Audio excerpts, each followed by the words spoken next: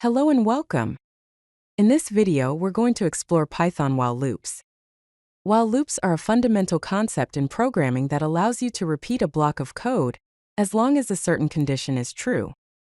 We'll cover the basic syntax, common pitfalls, control statements, and some practical use cases. So let's dive into understanding control program flow using Python while loops. Let's start with the basic syntax of a while loop. A while loop repeats a block of code as long as a condition remains true. It consists of the while keyword, followed by a condition that is evaluated before each iteration, and a body of statements that are executed as long as the condition is true. Here's an example. We initialize a variable named counter to 1. Then we start a while loop that continues as long as counter is less than or equal to 5.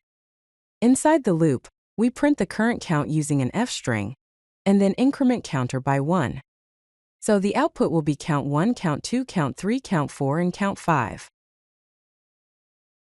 Let's talk about a common pitfall: infinite loops.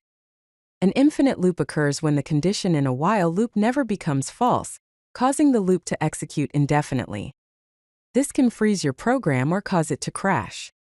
Always ensure your loop has a way to terminate, either by making the condition false at some point, or by using a break statement to exit the loop manually. Here's an example of an infinite loop. We initialize a variable named counter to 1. Then we start a while loop that continues as long as counter is greater than 0. Since counter starts at 1 and we keep incrementing it, the condition counter greater than 0 will always be true. This loop will never terminate and must be forcefully stopped. To fix this, you would add a condition inside the loop to break out of it when a certain condition is met. For instance, you can add an if statement that checks if counter is greater than 10, and then uses the break statement to exit the loop. Now let's explore control statements that can alter the flow of a while loop. There are two main control statements: break and continue. The break statement immediately exits the loop, regardless of the condition. The continue statement skips the current iteration and jumps to the next one. Here's an example of the break statement. We initialize a variable I to 1. We have a while loop that continues as long as I is less than or equal to 10. Inside the loop, we print the value of I. If I equals 5, we use the break statement to exit the loop. So the output will be 1, 2, 3, 4, and 5. Here's an example of the continue statement. We initialize I to 0. We have a while loop that continues as long as I is less than 10. Inside the loop, we increment I by 1. If I is an even number, we use the continue statement to skip the rest of the current iteration. Otherwise, we print the value of I. As a result, only odd numbers from 1 to 9 will be printed. Python allows an else clause with while loops that executes when the loop condition becomes false. This is useful for executing code when the loop completes normally, without being interrupted by a break statement. Note that the else block is skipped if the loop exits due to a break statement. Here's an example. We initialize a variable named search number to 6. We also have a list of numbers from 1 to 5. We initialize a variable I to 0. Then we start a while loop that continues as long as I is less than the length of the numbers list.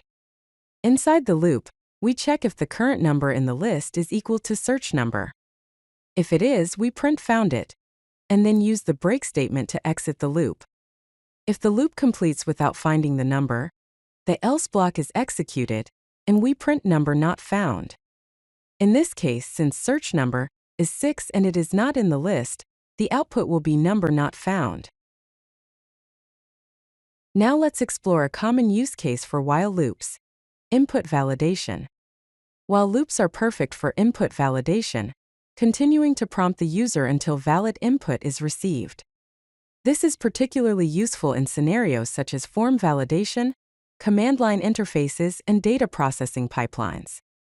Here's an example. We start an infinite loop using while true. Inside the loop, we prompt the user to enter their age using the input function. Then we check if the entered age is a digit using the isDigit method. If it is, we convert it to an integer using the int function. If the age is between 0 and 120, we break out of the loop. Otherwise, we print "Please enter a valid age," and the loop continues. Once a valid age is entered, we print "Your age is followed by the validated age." You can place a while loop inside another while loop to create nested structures for more complex iterations. This is useful when you need to perform a task that requires iterating over multiple dimensions. However, be cautious with nested loops, as they can significantly increase execution time, especially with large datasets. This leads to order of n squared complexity. Here's an example of a nested while loop. We initialize a variable named row to 1. Then we start an outer while loop that continues as long as row is less than or equal to 3. Inside the outer loop, we initialize a variable named call to 1. Then we start an inner while loop that continues as long as call is less than or equal to 3. Inside the inner loop, we print the current row and column values as a coordinate. After the inner loop completes, we print a new line. Then we increment row by 1 and the outer loop continues. As a result, we will see all the coordinates from 1, 1 to 3, 3 printed in a grid format. Let's go over some best practices to keep in mind when working with while loops. Always have an exit condition to ensure the loop terminates, either through the condition becoming false or a break statement. Always update control variables within the loop body to avoid infinite loops. Choose the right loop. Use while when the number of iterations is unknown, and use for when iterating over a sequence. Watch out for off-by-1 errors, especially when using the length function or working with zero-index collections. By following these best practices, you can write more robust and efficient while loops in Python. If you like this video, hit that like button and don't forget to subscribe. Visit CodeLucky.com for more such useful content.